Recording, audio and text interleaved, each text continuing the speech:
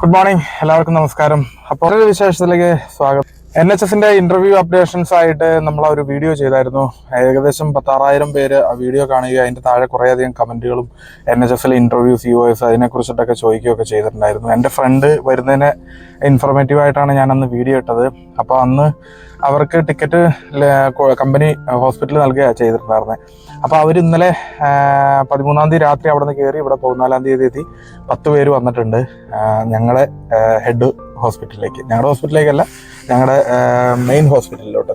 അപ്പോൾ ഒരു സന്തോഷമുള്ള വാർത്തയാണ്. അപ്പോൾ അങ്ങനെ ഇൻ്റർവ്യൂ ലഭിക്കാതെ നാട്ടിൽ ഒത്തിരി പേരുണ്ട് എന്നൊക്കെ പറഞ്ഞ് കുറേ മെസ്സേജുകളുണ്ട്. ഇപ്പോൾ അവർക്ക് പേഴ്സണലായിട്ട് നമ്പർ കൊടുക്കുകയും അങ്ങനെ ഏത് ഏജൻസികളാണ് എന്നൊക്കെ ഡീറ്റെയിൽസൊക്കെ കൊടുക്കുക ചെയ്തിരുന്നത്. അപ്പോൾ അങ്ങനെയുള്ള വിവരങ്ങളെക്കുറിച്ചിട്ടുള്ള അപ്ഡേഷൻസിനായിട്ട് നമ്മുടെ ചാനൽ സബ്സ്ക്രൈബ് ചെയ്യുക. അതുപോലെ തന്നെ വീഡിയോസ് ഉപകാരപ്രദമായിട്ട് തോന്നുകയാണെങ്കിൽ മറ്റുള്ളവർക്ക് ഷെയർ ചെയ്ത് കൊടുക്കുക. അപ്പോൾ ഇന്നത്തെ ഇത് വീഡിയോ ചെയ്യാനുള്ള കാരണം പ്രധാനമായിട്ടും പുതുതായിട്ടൊരു ഇൻഫോർമേറ്റീവ് വീഡിയോയ്ക്ക് വേണ്ടിയിട്ടാണ്. വീണ്ടും NHSലോട്ട് ഇൻ്റർവ്യൂസ് വരുന്നുണ്ട്, നടക്കുന്നുണ്ട്. അപ്പോൾ നമ്മുടെ നാട്ടിൽ നിന്ന് കണക്കൊക്കെ പറയുകയാണെങ്കിൽ ഏകദേശം ഒരു ജില്ലയിൽ നിന്ന് ഒരു 10 നേഴ്സുമാരെ വീതം NHS എടുക്കാൻ പാകത്തിന് അത്രയധികം മാസ് റിക്രൂട്ട്മെൻറ്റാണ് നടക്കാൻ പോകുന്നത്. അപ്പോൾ ഇന്നത്തെ വിശേഷങ്ങൾ അതിനെക്കുറിച്ചിട്ടാണ്.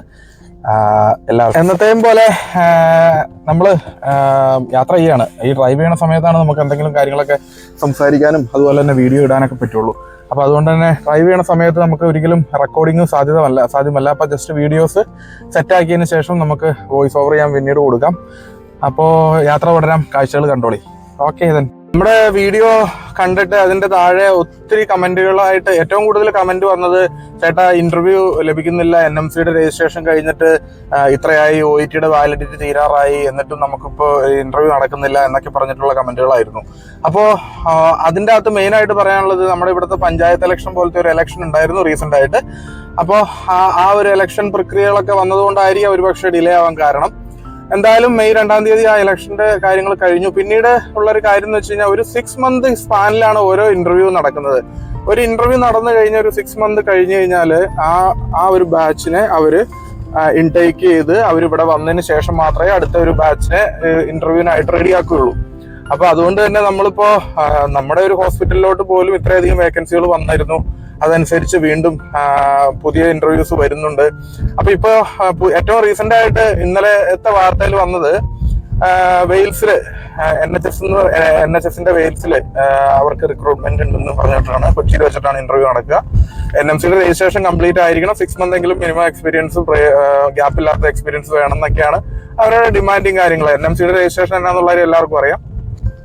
അപ്പൊ അതില് CBT എങ്കിലും കഴിഞ്ഞിട്ട് നമുക്ക് ഇന്റർവ്യൂ അറ്റൻഡ് ചെയ്യാൻ വേണ്ടിയിട്ടുള്ള ഒരു ലെവലിൽ എത്തിയിട്ടുണ്ടായിരിക്കണം. അല്ല, നമ്മളിപ്പോ എന്തായാലും UK വിശേഷങ്ങളാണല്ലോ. നമ്മൾ ഈ കീപ് ക്ലിയർ എന്ന് കാണുന്ന ഭാഗത്തുനിന്ന് വണ്ടി കയറ്റി പാർക്ക് ചെയ്യാൻ പാടില്ലല്ലോ കേട്ടോ ഈ രാജ്യത്ത്. നമ്മുടെ നാട്ടിലെ ഒരുപക്ഷെ അങ്ങനെയൊക്കെ നമ്മൾ സിഗ്നലിലാണെങ്കിൽ പോലും അങ്ങനെ കയറ്റി നിർത്തും. പക്ഷെ നമുക്ക് ഇവിടെ അത് കഴിയില്ല. അങ്ങനെയൊക്കെ നിർത്തി കഴിഞ്ഞ് കഴിഞ്ഞാൽ നമ്മൾ ഫൈൻ നൽകേണ്ടതായിട്ട് വരും. NHS വെയിൽസ് എന്ന് പറയുമ്പോൾ വേറൊരു രാജ്യമായിട്ട് കൺസിഡർ ചെയ്യേണ്ട UK കീഴിലുള്ള ഒരു കൺട്രി തന്നെയാണ് വെയിൽസ്. NHSന്റെ സെയിം ബെനിഫിറ്റ്സ് ആണ് UK ഒരേ നിയമങ്ങളും ഒരേ സാലറികളാണ് അവിടെ കൊടുക്കുന്നത്. Scotland, Wales, northern Ireland, England, ഇങ്ങനെയുള്ള 4 രാജ്യങ്ങൾ കൂടി ചേർന്ന ഒരു സംവിധാനത്തിനാണ് യുണൈറ്റഡ് കിങ്ഡം എന്ന് പറയപ്പെടുന്നത് കേട്ടോ. അപ്പോൾ അതിൻ്റെ അകത്ത് ഗ്രേറ്റ് ബ്രിട്ടനിൽ വരുന്ന സ്ഥലങ്ങളാണ് വെയിൽസും സ്കോട്ട്ലാൻഡും ഇംഗ്ലണ്ടും. അപ്പൊ ഇതിന്റെയൊക്കെ ക്യാപിറ്റൽ ആയിട്ടുള്ളത് ലണ്ടനാണ്. അപ്പൊ ഈ പറഞ്ഞ എല്ലാ സ്ഥലത്തും ഒരേ പേയ്മെന്റും ഒരേ നിയമങ്ങളുമാണ് ഉള്ളത്. അതിൻ്റെ അകത്ത് നമുക്കിപ്പോ ലണ്ടനിലൊക്കെയാണ് വർക്ക് ചെയ്യണത്. ലണ്ടന്റെ ആ സിറ്റി ഏരിയയിലാണെങ്കിൽ ലണ്ടൻ അലവൻസ് എന്ന് പറഞ്ഞിട്ട് നമുക്ക് കുറച്ച് പൈസ കൂടുതൽ കിട്ടും. അപ്പൊ ഇവിടെ എല്ലാത്തിനും ഓരോരോ പ്രൈസ് സംഭവങ്ങളുണ്ട്. അതുപോലെ തന്നെ നമ്മൾ സർക്കാരിലേക്ക് കൊടുക്കേണ്ട ടാക്സിലും വ്യത്യാസങ്ങളുണ്ട്. വെയിൽസിലേക്ക് 250 നേഴ്സുമാരെ ആവശ്യമുണ്ടെന്നാണ് പറയണത്. അപ്പൊ 50%, 250 നേഴ്സുമാരെ ഇന്റർനാഷണൽ ആയിട്ട് അവർ റിക്രൂട്ട് ചെയ്യുന്നുണ്ടെങ്കിൽ അതിൻ്റെ അകത്ത് 50% ഇന്ത്യക്ക് കിട്ടുകയാണെങ്കിൽ നിങ്ങളൊന്ന് കൺസിഡർ ചെയ്ത് നോക്കി, 125 നേഴ്സുമാരുടെ ആവശ്യമുണ്ട്. ഈ 125 നേഴ്സുമാര് കേരളത്തിൽ മൊത്തം സ്റ്റേറ്റ് ഡിസ്ട്രിക്റ്റിൽ ഡിവൈഡ് ചെയ്ത് കഴിയുകയാണെങ്കിൽ തന്നെ ഇന്ത്യയിലെ മൊത്തത്തിൽ കേരളമായിട്ട് കൺസിഡർ ചെയ്യേണ്ട. എന്നിരുന്നാലും ഏറ്റവും കൂടുതൽ നേഴ്സുമാര് പഠിച്ചിറങ്ങുന്നതും അതുപോലെ തന്നെ വിദേശത്തേക്ക് കയറി പോകുന്നതും നമ്മുടെ ഈ കുഞ്ഞു കേരളത്തിൽ നിന്ന് തന്നെയാണെന്നാണ് കണക്കുകളുടെയൊക്കെ ഒരു ഇത് പറയണത്. അപ്പൊ നമുക്ക് നല്ലൊരു ഓപ്പർച്യൂണിറ്റിയാണ് വരാൻ പോണത്. ജൂൺ മാസത്തിലാണ് 5, 6, 7 എത്തിയത് അത് 6, 7, 8 അങ്ങനെ ഏതോ 3 ദിവസം. എന്തായാലും ഈ ഗവൺമെന്റിന്റെ സൈറ്റിൽ നേരിട്ട് തന്നെ ഇതെല്ലാം കൊടുത്തിട്ടുണ്ട്. അങ്ങനെ ഇരിക്കുമ്പോഴാണ് മിനിഞ്ഞാന്ന് നമ്മുടെ കൂട്ടുകാരന്റെ വീട്ടിൽ നമ്മൾ പോവുകയും അവിടെ വെച്ച് കിങ്സ്ലിൻ എന്ന് പറഞ്ഞിട്ടൊരു സ്ഥലമുണ്ട് ഇവിടുത്തെ. കിങ്സ്ലിൻ ഇവിടെ നമ്മളൊരു നോർഫോക്ക് ടുലിപ്പ് ഗാർഡൻ എന്നൊക്കെ ഉള്ള ആ ഒരു ഏരിയയിലാണ് കിങ്സ്ലിൻ ഉള്ളത്. ഭയങ്കര ഫേമസ് ആയിട്ടുള്ള സ്ഥലങ്ങളാണ്. അപ്പൊ അങ്ങനെയുള്ള ആ ഒരു സ്ഥലത്ത് നോർക്ക വഴി, കേരളത്തിൽ നിന്ന് നോർക്ക വഴി ഇന്റർവ്യൂ നടത്തി വന്ന 2 നേഴ്സുമാരെ പരിചയപ്പെട്ടു. അവർക്ക് ചെലവുകളൊന്നും വന്നിട്ടില്ല. ഈ ഫ്ലൈറ്റ് ടിക്കറ്റ് അടക്കം ഗവൺമെന്റ് എടുത്തു കൊടുക്കുകയാണ് ചെയ്തത്, NHSകാർ എടുത്തു കൊടുക്കുകയാണ് ചെയ്തത്. ഓരോ ട്രസ്റ്റിനും ഓരോ രീതിയിലാണ് അവരുടെ ഇത്. അവരുടെ ഓസ്കി 3 മാസമായുള്ളൂ. ഓസ്കി കഴിഞ്ഞ് അവർക്ക് പിൻ നമ്പർ കിട്ടി. ഫാമിലിനെ അവർ കൊണ്ടുവന്നിട്ടില്ല. അപ്പോൾ റിക്രൂട്ട്മെന്റുകൾ നടക്കുന്നുണ്ട്, വരുന്നുണ്ട് ആളുകൾ. NHSന്റെ കീഴിൽ നമുക്ക് എന്താ പറയണേ, നല്ല അധികം വേക്കൻസികൾ വരുന്നുണ്ട്. എന്തുകൊണ്ടാണ് ഇത്രയധികം വേക്കൻസികൾ വരുന്നതെന്ന് വെച്ച് കഴിഞ്ഞാല് ഒരു പക്ഷേ ഈ പറഞ്ഞ പോലെ ഹെൽത്ത് കെയർ സെക്ടർ എസെൻഷ്യലാണ്. പണ്ടത്തെ ഒരു കോവിഡിന് മുമ്പ് ഉള്ള ഒരു കൺസെപ്റ്റ് അല്ല, എല്ലാ സ്ഥലവും മാറി. പിന്നെ നല്ല പേയ്മെന്റ് കൊടുത്താലേ ഇവിടുത്തെ നേഴ്സുമാരാണെങ്കിലും പണിയെടുക്കണമെങ്കിൽ പേയ്മെന്റ് കൊടുക്കണമല്ലോ. അതുപോലെ തന്നെ നമ്മൾ ഈ രാജ്യത്തൊക്കെ ജോലി നോക്കുമ്പോൾ നമ്മുടെ നാട്ടിൽ കിട്ടാത്ത വലിയൊരു കാര്യം നേഴ്സുമാർക്ക് ലഭിക്കുന്നുണ്ട്. അത് റെസ്പെക്റ്റ് ആണ്. അത് പറയാതിരിക്കാൻ പറ്റില്ല. ആ ഒരു സംഭവം, ജോലി സ്ഥലത്ത് ലഭിക്കുന്ന റെസ്പെക്ട് നമ്മുടെ നാട്ടിൽ കിട്ടുന്നതിനേക്കാൾ ഒരു 10 ഇരട്ടിയെങ്കിലും ഇവിടെയുള്ള നേഴ്സുമാർക്ക് ലഭിക്കുന്നുണ്ട്. അതുപോലെ തന്നെ അവരുടെ പ്രൊഫഷണൽ ജോലിക്ക് എന്താ പറയണ, ഓരോ തവണയും ഓരോ റെക്കഗ്നേഷൻ ലഭിക്കുന്നുണ്ട്. ഓരോ ആഴ്ചകളിൽ ബെസ്റ്റ് എംപ്ലോയി, ബെസ്റ്റ് നേഴ്സ് എന്നൊക്കെ പറഞ്ഞിട്ട്, എന്ന് വെച്ചാൽ അത് എൻകറേജ്മെന്റ് ആണ്. ഇമോഷണൽ ഇന്റലിജൻസ് എന്ന് പറയും.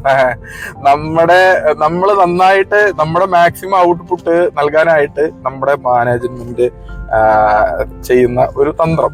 അപ്പോൾ നമ്മൾ നല്ല സന്തോഷമായിട്ടിരിക്കുകയാണെങ്കിൽ നമ്മൾ കൂടുതൽ വർക്ക് ചെയ്യും എന്നുള്ള രീതി. അതുകൊണ്ടാണ് ഈ ഡിപ്പെൻഡന്റുമാർക്ക് അവരുടെ ഡിപ്പെൻസ് ഇവിടേക്ക് വരുന്നതിന് ചെലവുകളും അവരെ ഡിപ്പെൻഡ് ചെയ്തിരിക്കുന്നത് ഫാമിലിയാണല്ലോ. അപ്പൊ ആ ഫാമിലിക്ക് ഉള്ള ഒരു വന്ന് താമസിക്കാനുള്ള വിസ ഫ്രീ ആയിട്ടും, അതുപോലെ തന്നെ അവരുടെ നേഴ്സുമാർക്ക് ഉള്ള ഹെൽത്ത് കെയർ സെക്ടറിലുള്ളവർക്ക് ഇത് വിട്ടുവീഴ്ചകളുണ്ട് ഡിപ്പെൻസിനെ കൊണ്ടുവരാൻ. ഇപ്പൊ സ്റ്റുഡൻസിനെ ഒക്കെ കൺട്രോൾ ചെയ്തു, സ്റ്റുഡൻസിന്റെ ഡിപ്പെൻസ് വരുന്നത് കൺട്രോൾ ചെയ്തു.